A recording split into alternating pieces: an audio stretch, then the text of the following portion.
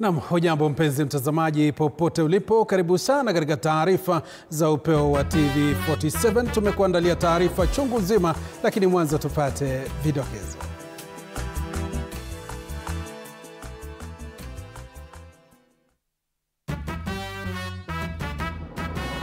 Yajayo kwenye upeo wa TV47. Aliyekuwa naibu wa rais Rigathi Gachagua ameongoza uzinduzi wa chama chake kipya cha DCP.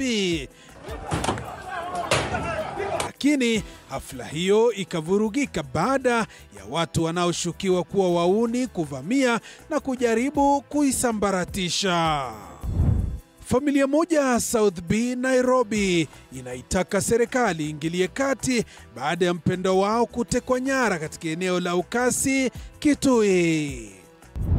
Na baraza la magavana limeunga mkono kampuni 4 binafsi kupewa leseni ya miaka 30 kuendesha viwanda vya sukari vilivyodorora. Wawekezaji hao wakiahidi kuwekeza shilingi bilioni 12 kufufua sekta hiyo. Na mtazamaji, karibu kwa takriban dakika 30 tukufahamishe taarifa kwa kina. Wanakwetu wananiita Joash Nsare, tafsiri kwenye lugha ya ishara ni Catherine Simaloi. Moja kwa moja ni kwamba vurugu zilizuka asubuhi ya leo katika hafla ya uzinduzi wa chama cha aliyekuwa naibu wa rais Rigathi Gachagua mtaani Lavington hapa jijini Nairobi, baada ya watu wanaoshukiwa kuwa wauni kujaribu kuingilia na kuharibu matukio hayo. Baada ya baadhi ya waandishi wa habari walijeruhiwa kwenye purukushani hiyo iliyowalazimu polisi kufyatua risasi hewani kutawanya halaiki ya watu. Anavyoarifu mwanahabari wetu wa masuala ya kisiasa Mike Kagwongo. Muda mfupi tu baada ya kutamatika kwa hafla ya uzinduzi wa chama kipya cha aliyekuwa naibu rais Rigathi Gachagua cha Democracy for the Citizens Party DCP, milio ya risasi ilisikika hewani. Ikawa wakati wa mguu niponye.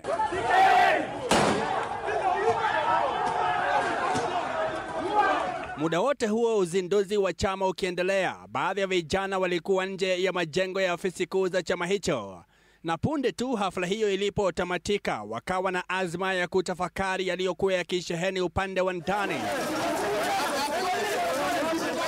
Walinzi wa viongozi waliokuwepo walijaribu kuwazuia katika juhudi za kuepukana na mkanyagano kabla ya purukushani hiyo kuanza rasmi.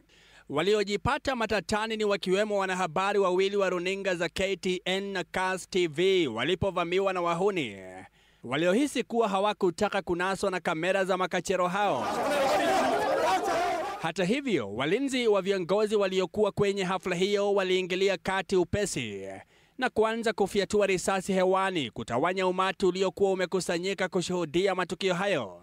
Baadhi ya video zimeonyesha mlinzi wa Gachagua akiwa ameshikilia bunduki na kufyatua risasi hewani, huku umati ukikimbia kuelekea langoni.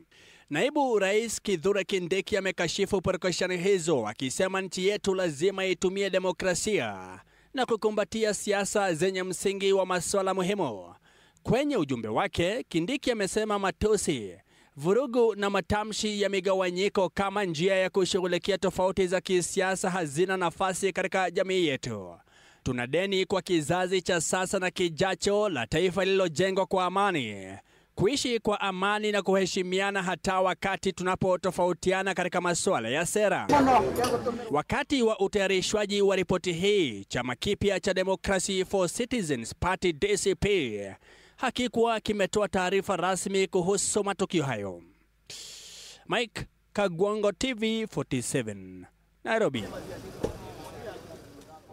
Na mtazamaji, ni makosa kuona mwanahabari akivamiwa katika matukio hayo, tunakemea vikali.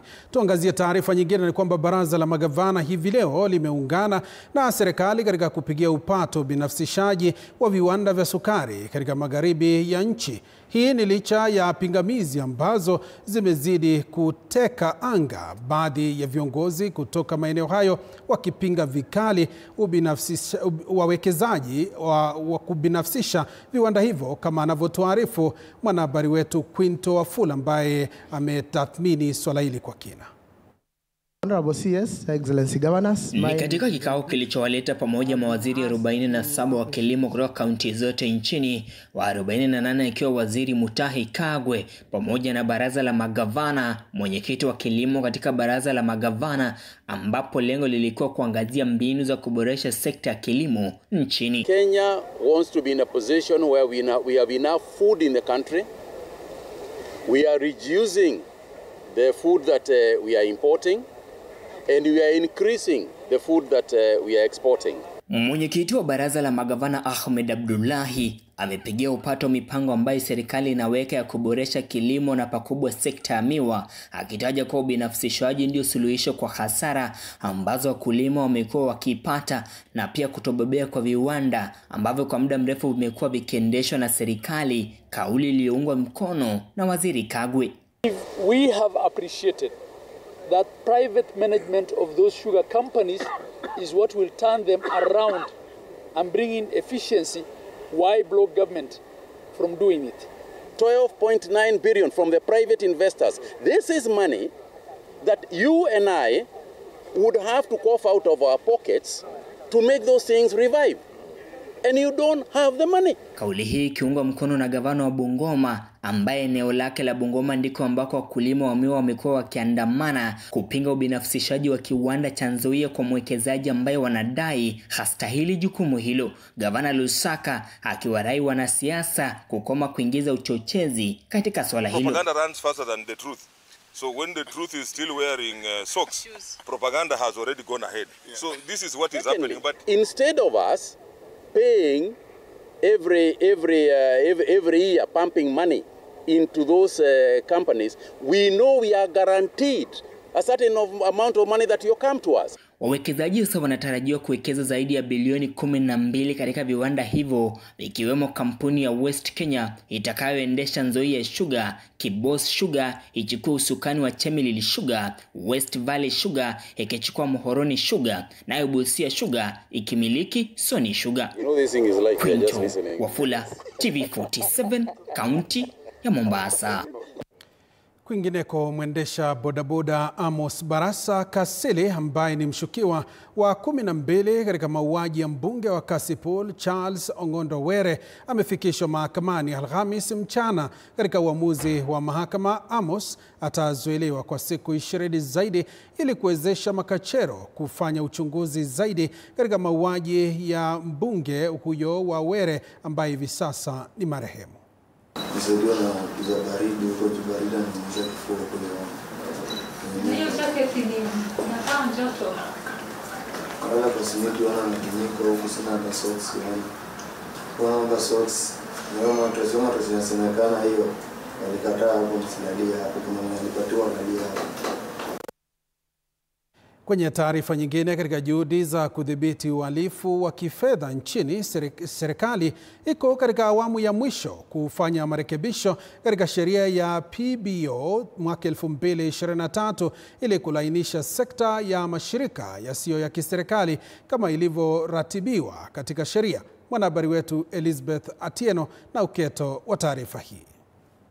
Tarehe 23 mwezi wa Februari mwaka 2024, jopo kazi la kimataifa la kuchunguza masuala ya ufujaji wa pesa lilimulika taifa la Kenya kama miongoni mwa mataifa yaliyo na visa vingi vya ufujaji wa fedha, hali itakayozorotesha uchumi wa taifa na kutilia doa biashara ya mataifa ya kigeni.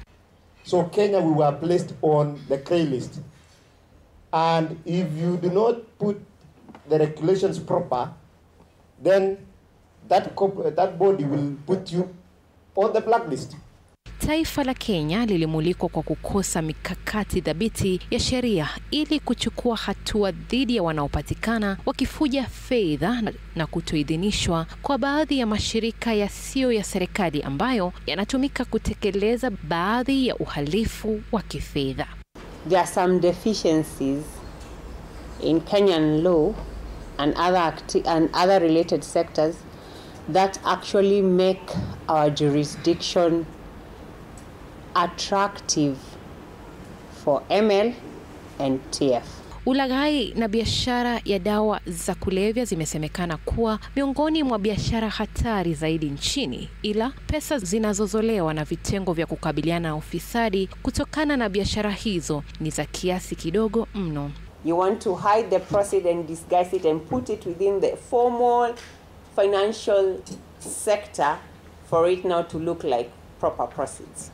Mamlaka ya kitaifa inayodhibiti mashirika yasiyo ya kiserikali itatathmini mashirika hayo kuhakikisha kuwa hayalengwi na wanaotekeleza biashara haramu. The watchdogs for ML will always be the banking sector.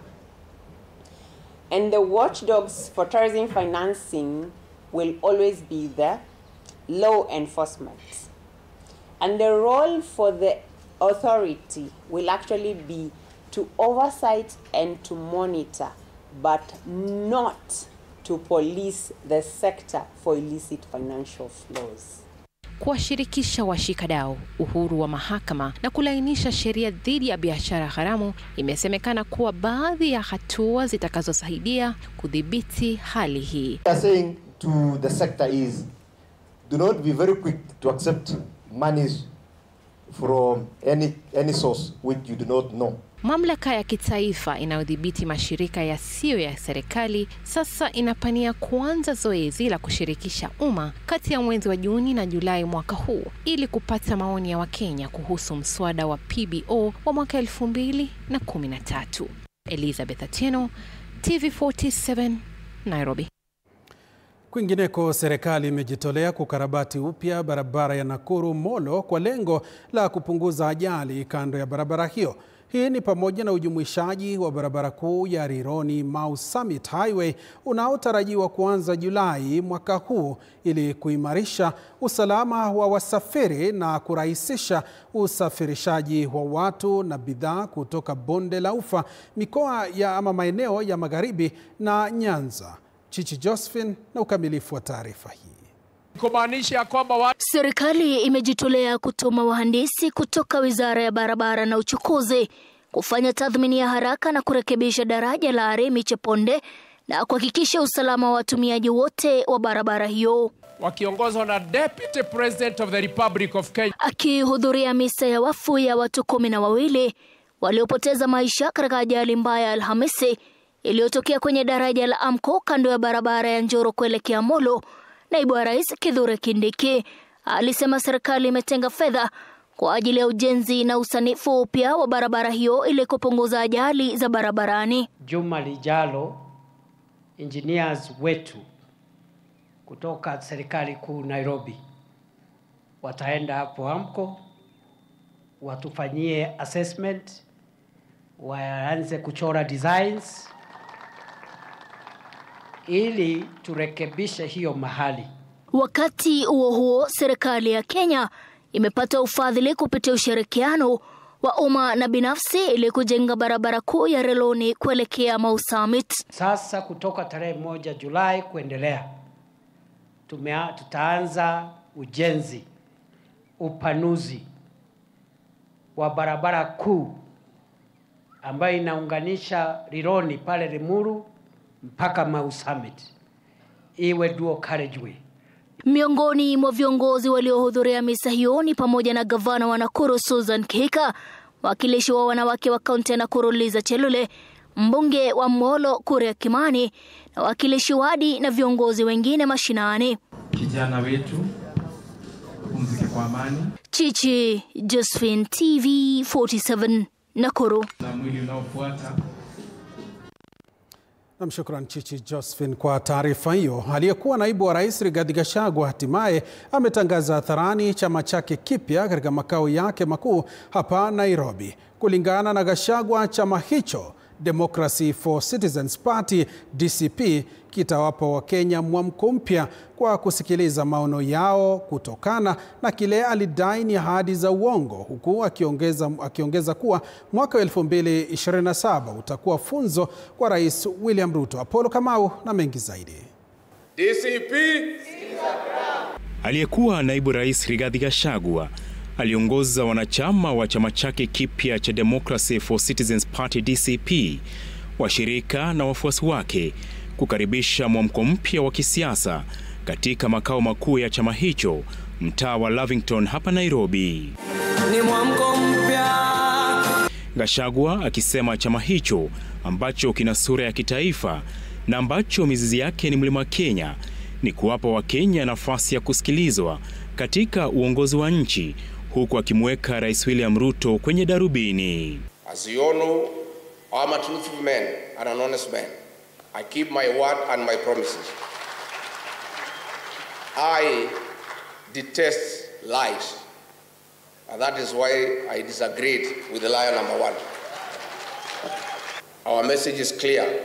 The people of Kenya have unfinished business with you.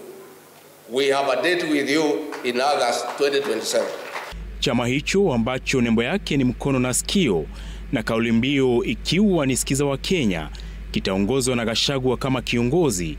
Aliyekuwa katibu mkuu wa chama cha UDA Cleophas Malala sasa ni naibu kiongozi wa chama.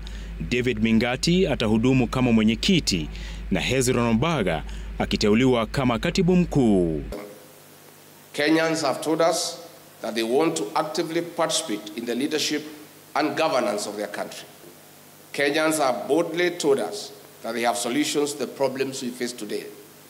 Kenyans have told us that their aspirations and their hope as a people, united under one nation, is under serious threat. Washirika wa Gachagua waliohudumu naye serikalini na katika chama cha UDA na ambao pia wamesimama naye kwa masaibu yake ya kisiasa, vilevile wameteuliwa na baraza kuu la chama hicho kama kaimu viongozi. Aliyekuwa waziri wa kilimo Mithika Linturi akiteuliwa kama mratibu wa shughuli za chama. Aliyekuwa mwakilishi wa kike kaunti ya Laikipia Ketu Waruguru sasa ni kiongozi wa wanawake chamani, huku aliyekuwa mbunge wa Starehe Maina Kamanda akiteuliwa kama mwenyekiti wa kongamano la watu mashuhuri, naye aliyekuwa mbunge wa Kasarani Masiga Kuya akiteuliwa kama katibu wa masomo. I can't wait to see UNDA lose in the by-elections. Hii ndio takuwa ya kwanza wao kuonja mambo yale tunawaambia. Wabunge wanaomuunga mkono Gachagua katika chama cha UDA walikaa kimya katika hafla hiyo na hawakuvaa sare za chama, kwani kisheria wao bado ni wanachama wa UDA. Apul Kamau, TV47. Kwingineko, Inspekta Jenerali wa polisi Douglas Kanja ameonya kuhusiana na hatua ya Wizara ya Fedha kupunguza bajeti ya idara hiyo kwa shilingi bilioni 40, akisema itaathiri pakubwa operesheni za idara hiyo muhimu hapa nchini, akiwarai wabunge kurejesha bajeti hiyo, ambapo alifika mbele ya kamati ya bunge la kitaifa kuhusu usalama kutetea bajeti hiyo. Kanja anasema shughuli zote muhimu zikiwemo shilingi bilioni 1.2 za kununua silaha na pia shilingi bilioni 1 za kununua sare mpya za polisi, miongoni mwa shughuli nyingine muhimu zitaathirika.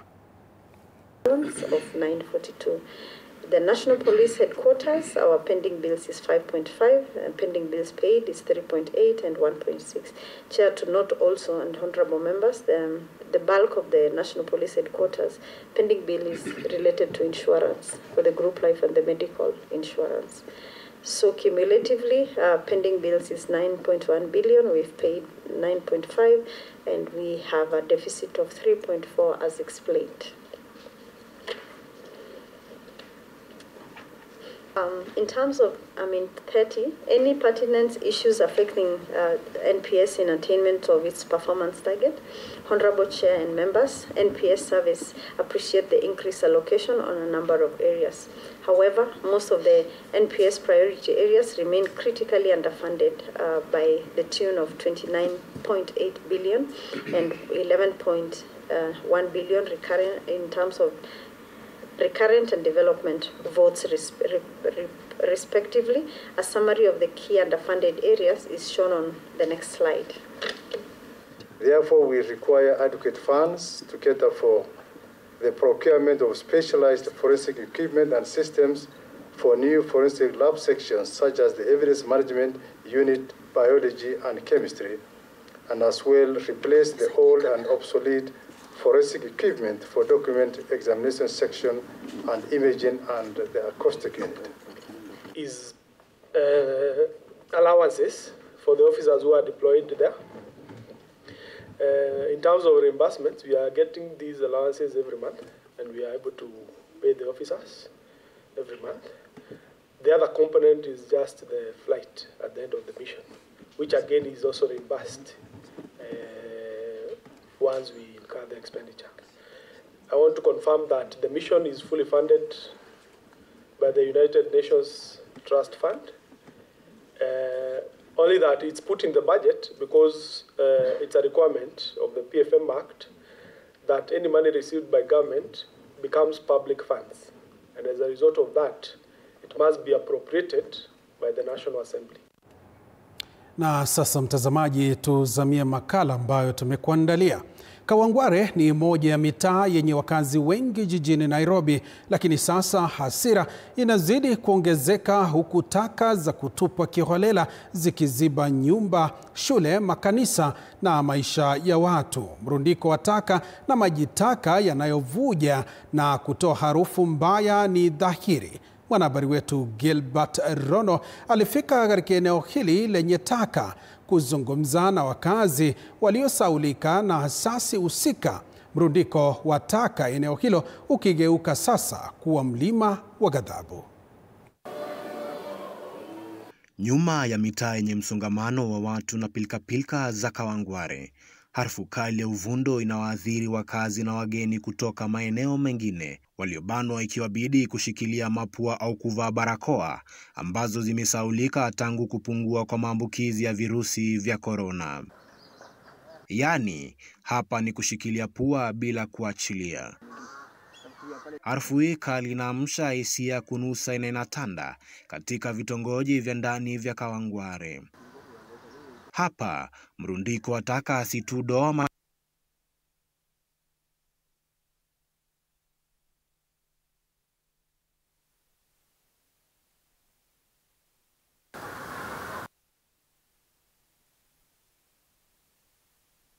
chukua wounds.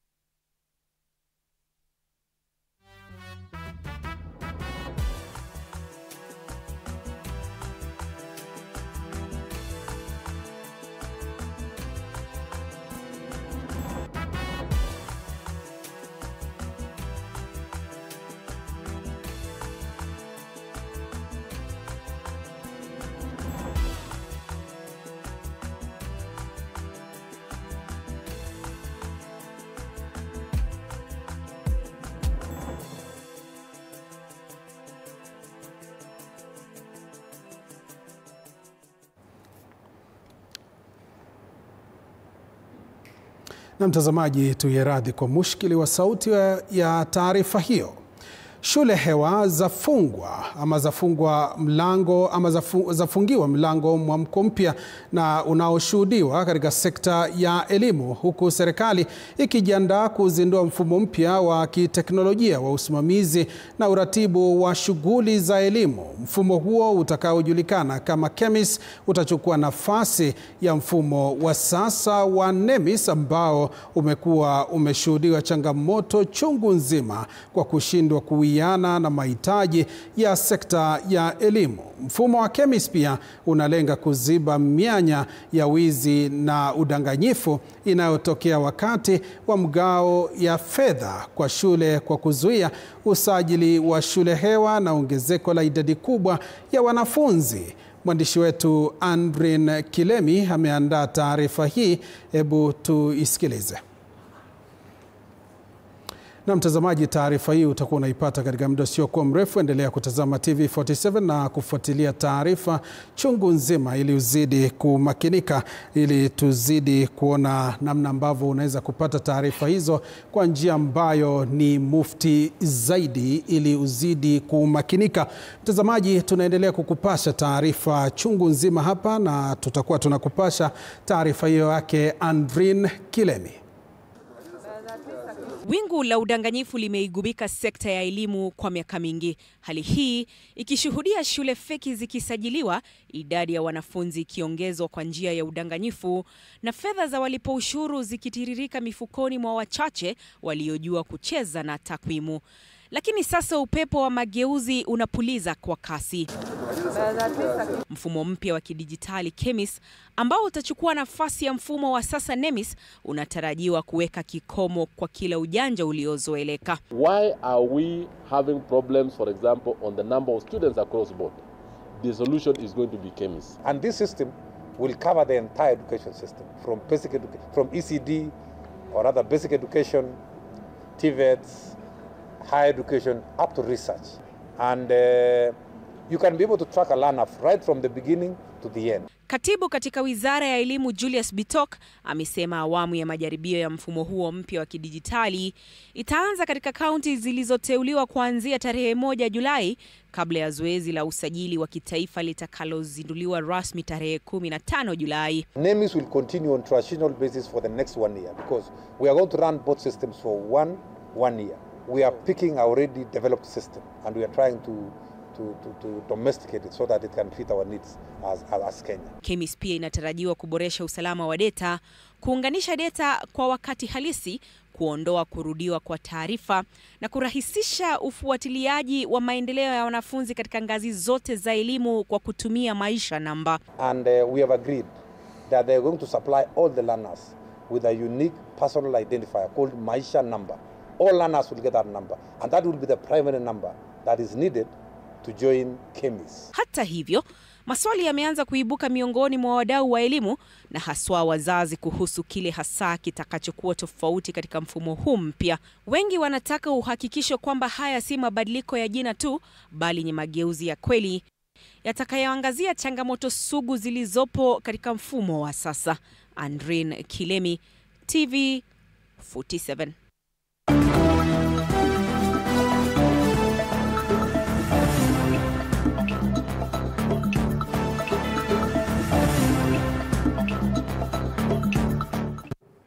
Na mtazamaji, sasa tuzamie taarifa za michezo. Ni kwamba mabingwa watetezi wa ligi kuu ya soka nchini Gor Mahia wamepokezwa kichapo cha mabao 2-1 na Nairobi City Stars ugani Dandora. City Stars ilitangulia kufunga katika dakika ya 5 ya kipindi cha kwanza kabla ya Gor Mahia kusawazisha kunako dakika ya 10 ya mchezo kupitia mchezaji Benson Omala. Vincent Owino alitinga bao la ushindi kunako dakika ya 17 na kuihakikishia City Stars ushindi.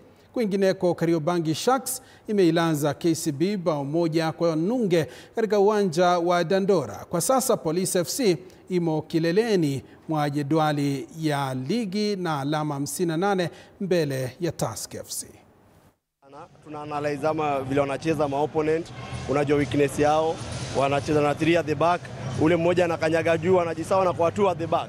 2 at the back ukiweka 2 strikers unapata nafasi mara mingi sana. Maanake wale wawili wakiwa defender they are less motivated wakati wanatakiwa, it's automatic. Unaelewa? So wakati wanacheza na 3 at the back because wanacheza na 3 na 4 katikati na 2 mbele. So pale ukisha outnumber numerical advantage at least unapata kitu. Na vile nilikwambia tuko 11 na referee mmoja. So hakuna ule mkubwa, hakuna ule mdogo. Ni watu wapambane. Imekuwa mechi nzuri, ni maopponent wazuri. Nashukuru Mungu tumewapiga first leg, tumewapiga second leg. Despite watu kwa pale chini ina show kuna character. Ushanielewa?